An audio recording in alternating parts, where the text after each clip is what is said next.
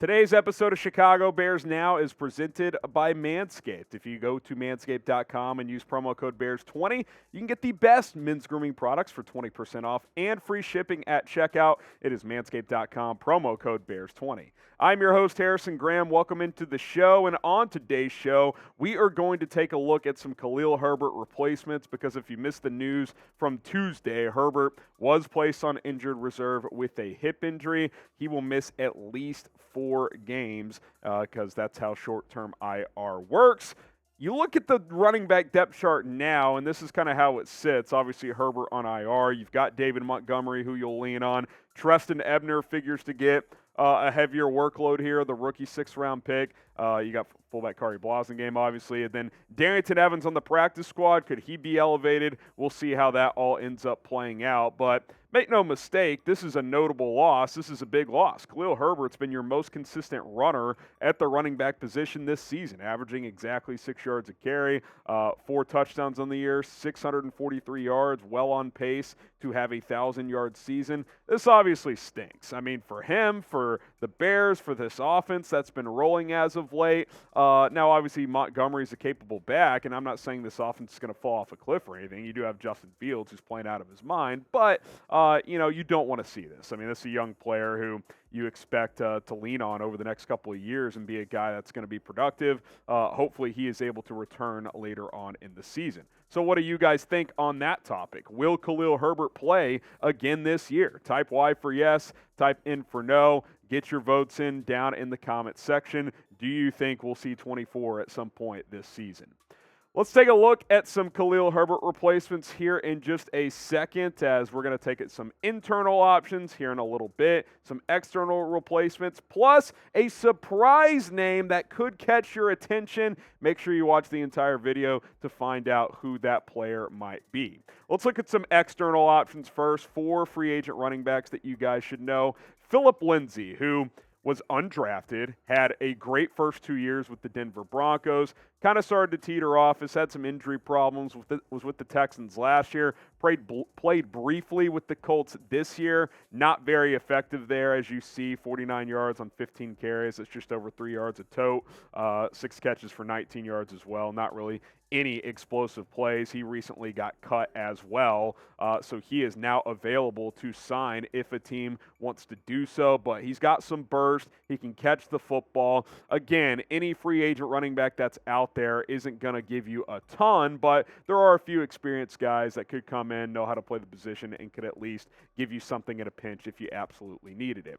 Something that you don't want to happen is to get pinched when you're shaving downstairs. That's not going to happen with Manscaped because the Lawnmower 4.0 is the perfect gift for all males this holiday season. Advanced skincare technology. It's going to be a smooth shave, and your ball area is going to be smooth as well. Get 20% off plus free shipping of this product and all other products at manscaped.com. All you got to do is plug in promo code BEARS20 at manscaped.com. 4 adjustable guards there to kind of give you a range of how much hair you want to shave off downstairs. If you want to leave a little bit there, that is your prerogative. Bears20 at manscaped.com. The perfect gift this holiday season. You don't want a silent night. You got to make sure you keep things trimmed downstairs.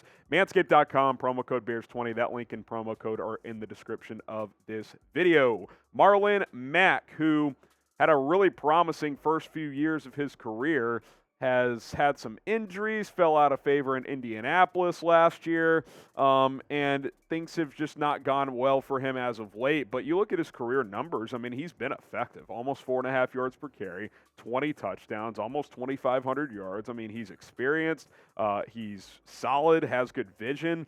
Now, I don't know how much is in the tank at this point in time, but I certainly think he's worthy of being on a roster. He was briefly with the Niners earlier this season, didn't have things work out there, but maybe Chicago could be a fit for him.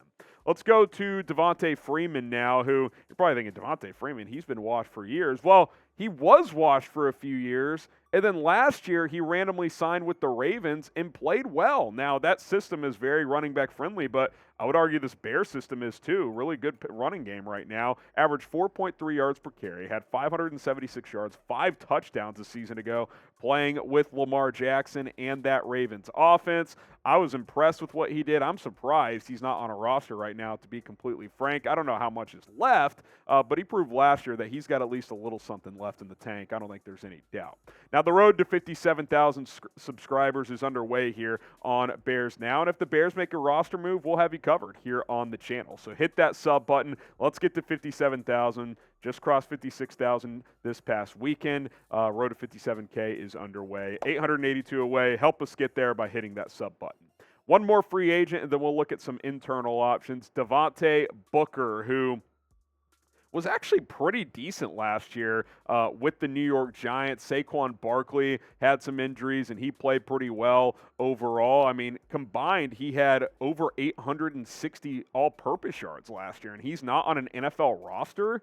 And by the way, that was with a garbage Giants offense a year ago. 3 total touchdowns as well. That doesn't really make any sense to me. He's still out there, ready and available to be signed, so maybe he's a player that the Bears could take a look at. Now, name a running back that you think the Bears should go sign. Maybe I'm forgetting somebody in NFL free agency. I was going to have David Johnson on this list, but he signed with the Saints practice squad earlier today, and sure, you could technically poach him off the practice squad, but it sounds like they're going to kind of fast-track and get him to the active roster. So let me know what you guys think the Bears should do. Name a player they should sign at running back. All right, internal options. Obviously, David Montgomery's not a replacement. He was still this team's starter, but the workload's just going to be heavier now, right?